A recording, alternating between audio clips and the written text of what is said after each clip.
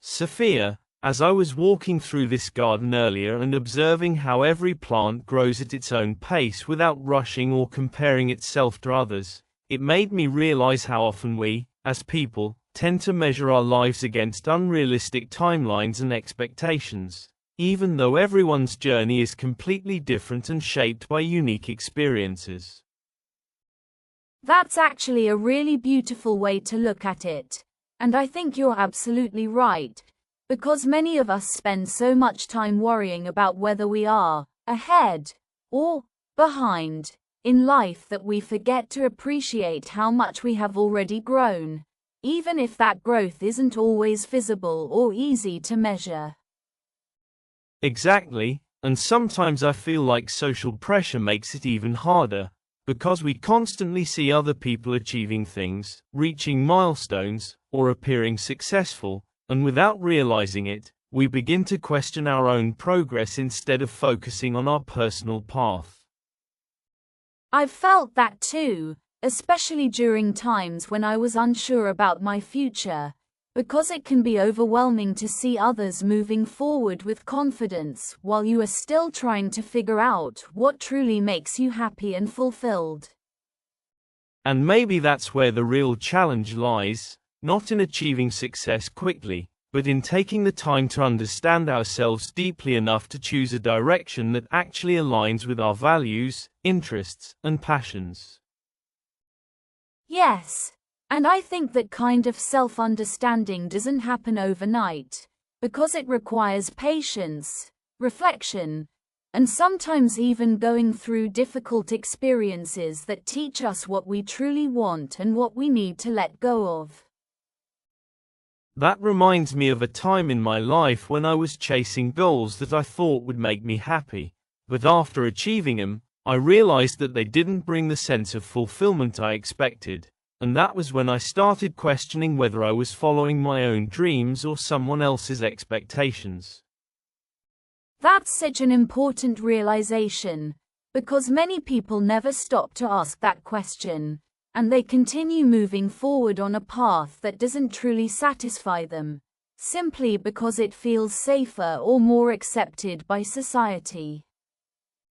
And I think that's why moments like this, when we pause and reflect, are so valuable, because they give us the opportunity to reconnect with ourselves and make more conscious decisions about the direction we want our lives to take.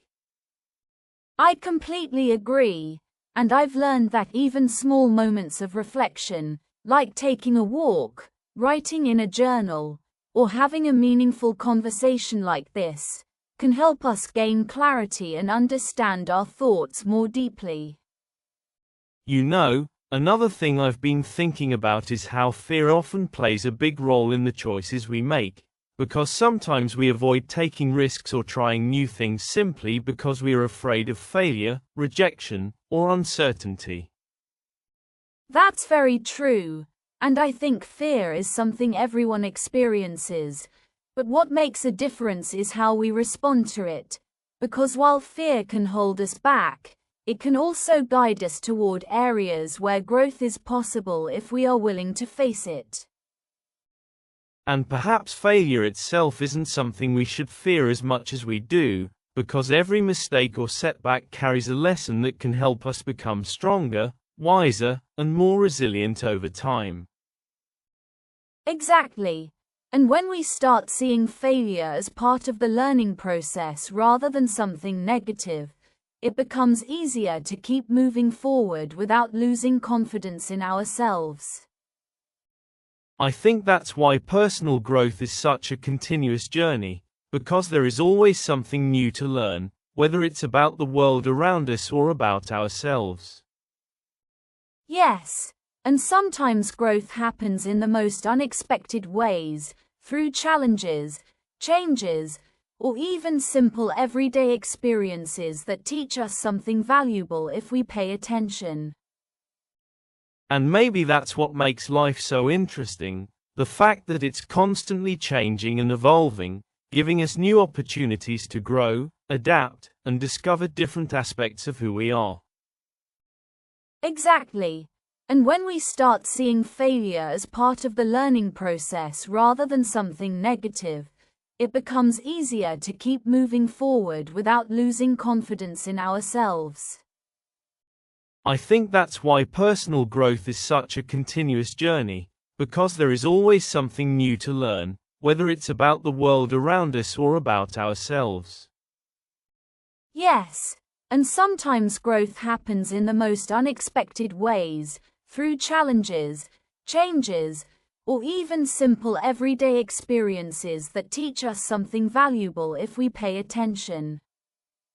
And maybe that's what makes life so interesting, the fact that it's constantly changing and evolving, giving us new opportunities to grow, adapt, and discover different aspects of who we are.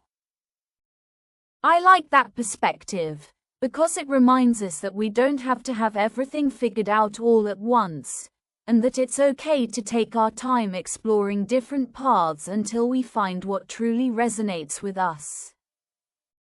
And when we look back at our journey, it's often not the perfect moments that stand out the most, but the challenges we overcame, the lessons we learned, and the experiences that shaped us into who we are today. That's so true.